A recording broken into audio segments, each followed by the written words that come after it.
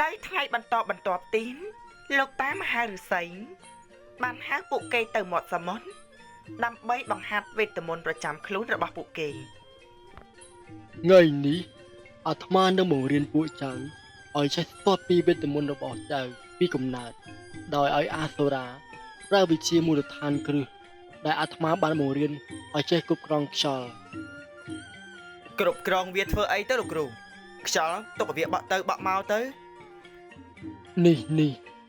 ប្រាប់ហើយនៅតែមិនចាំអាត្មាចង់ឲ្យចៅគ្រប់គ្រងខ្យល់ដែលបក់មកដូចជាខ្យល់ព្យុះ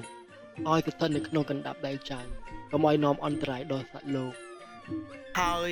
ដើម្បីគ្រប់គ្រងខ្យល់តើប្រើក្បួនមួយណាទៅលោកគ្រូបង្រៀនច្រើនពេកខ្ញុំកណាអត់ចាំទេរីមកសោប៉ាជីល្ងងណាគ្រាន់តែប៉ុណ្្នឹងមិនចាំដែរមេខាឡាកណាឈប់សើចក៏បានដែរណាលោកគ្រូមកអាសូរាដំបងត្រូវហោះឡើងលើអាកាសជាមុនសិនតាំងចិត្តឲ្យស្ងប់រួចទាញយកកម្លាំងខ្យល់ដែលនៅខាងក្រៅ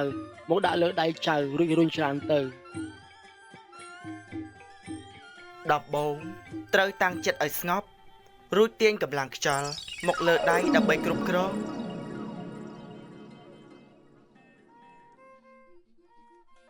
លោកគ្រូខ្ញុំកណាធ្វើបានហើយពិតជាល្អណាស់អាសូរាឥឡូវដល់វេនចៅហើយមេខាឡាចាស់លោកគ្រូតាចៅត្រូវធ្វើដោយម្ដេចដែរចៅត្រូវហោះឡើងលើផ្ទៃទឹករួចតាំងចិត្តឲ្យស្ងប់ដើម្បីស្រូបយកចំហាយទឹករួចហើយក៏ហោះទៅលើពពកខ្មៅរួចបញ្ចេញវាមកវិញបញ្ចេញវាជារូបរាងភ្លៀងមកត្រូវតាំងចិត្តស្រូបយកចំហាយទឹករួចហោះទៅលើពពករួចបញ្ជាទឹកភ្លៀងចៅនាំគ្នាហាត់ទៅ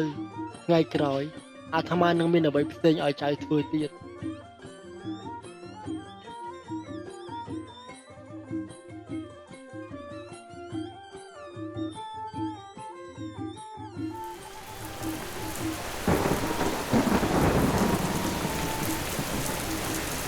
នៅថ្ងៃមួយយើងឃើញនាងមេខាឡាំងកំពុងដើរបេះផ្កានៅក្នុងព្រៃតែសភាពនៅទីនេះគួយចង់កយកូនណាស់ស្រស់ស្អាតមែនទេទេពធីតានៅក្នុងព្រៃនេះមានដើមឈើមួយកន្លែងវាជ្រុះស្លឹកអស់ហើយកំពុងតែស្វិតស្រពោនដោយសារតែគ្មានទឹកតើវានឹងមកដំណើរតែកូនមេអំបៅឆាប់នាំយើងទៅឥឡូវនេះតាំង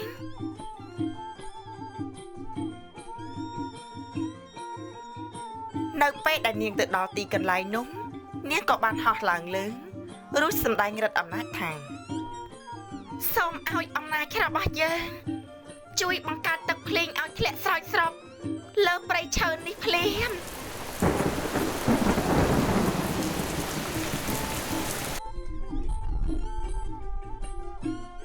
អត់ជាអស្ចារ្យណាស់អរគុណទេពធីតាឯងពួកយើងឆាប់មកអរគុណទេពធីតាទៅមិនអីទេវាជារឿងតិចតួចទេបើយើងងាកមកមើលរាមាសូរវិញកំពុងឆោនៅជិតដើមឈើធំពីរដើមដែលមួយដើមមានផ្កាពណ៌ខៀវស្រងាត់និងមួយដើមទៀតមានផ្កាពណ៌សយ៉ាងចម្លែកបន្ទាប់ពីយើង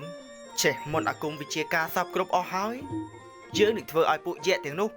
ប្រອບទទួលស្គាល់យើងថាជាស្ដេចបន្ទាប់ពីខ្លាយទៅជាស្ដេចគឺត្រូវតែមានគូមែនហើយបន្ទាប់ពីមានគូនោះគឺត្រូវតែស្អាត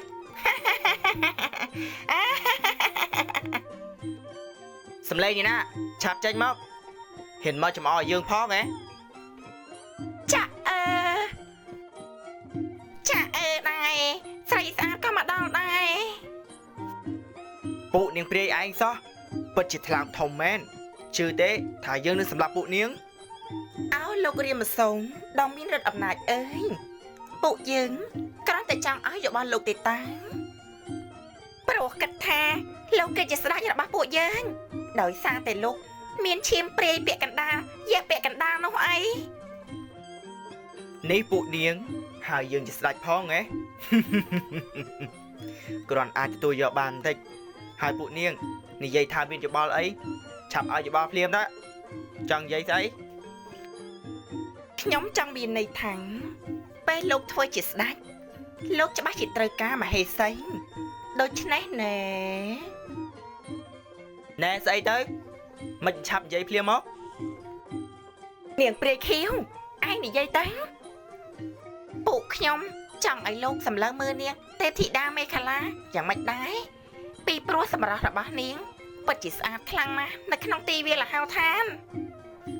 អេនាងនេះមិនមែនទីវាលហោឋានទេគឺស្អាតដាច់គេអស់ស្រីឋានទាំង3ឋានទាំង3ក៏ឋានទាំង3ដែរហើយលោកសាក់គិតមើលតើពួកខ្ញុំនិយាយត្រូវដែរទេបើនិយាយទៅមេខលាពិតជាស្អាតមែនតាឡាឡាឡាឡាឡាឡាឡាឡាថ្ងៃនេះសប្បាយណាស់មកกับការស្រស់ស្អាតយ៉ាងនេះតែសភាពនៅទីនេះគួយចង់កយកូនណាស់ស្រស់ស្អាតមែនទេ